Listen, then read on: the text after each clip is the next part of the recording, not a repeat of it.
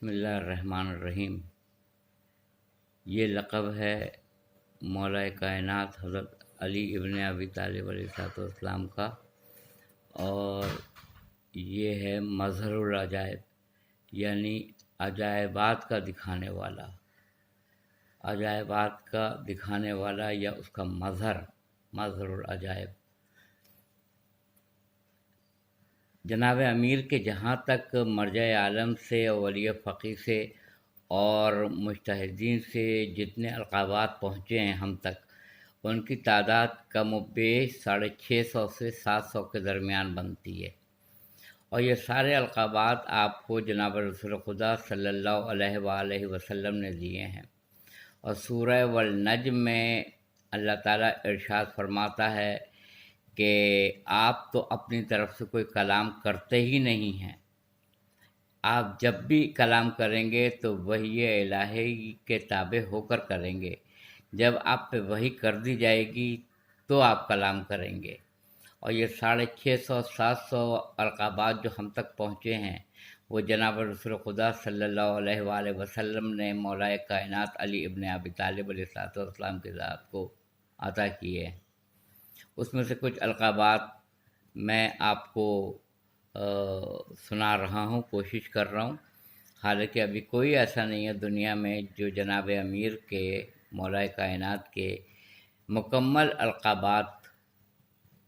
رقم کر سکے اور ان کو بیان کر سکے۔ آپ کے مشہور و معروف القابات جو ہیں وہ ہیں ید اللہ، عین اللہ، لسان اللہ، وجہ اللہ، جنب اللہ، اذن اللہ، اسد اللہ، فاتح بدر و احد، فاتح خندق، فاتح خیبر، ایلیا، ابو الحسن، زوج بطول، کشاف القروب، قاتل الناقصین، قاتل المشرکین، سید العرب، ابو الائمہ، ابو تراب، یاسب الدین، نفس اللہ، نفس رسول، عقی رسول، وسیع رسول، مولود کعبہ، داماد مصطفیٰ،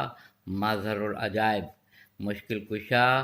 مولا کائنات، حلال مشکلات، حیدر کرار، کرار غیر فرار، ارتضا، مرتضی، قائد غر المحجلین، سامع النجوہ، سرگوشیوں کا سننے والا، سامع النجوہ، ذوالقرنین، آیت اللہ العظمیٰ، شہنشاہ اولیاء، شہ سوار لافتہ، کل ایمان، عدد اول، نور اول، مخلوق اول، بشر اول، مرد جہاد، ساقی کوثر، حافظ قرآن، قاری قرآن، محافظ قرآن، ناشر قرآن، قائد غر المحجلین، خطیب منبر سلونی، مشکل کشا، حیدر کرار، جناب امیر،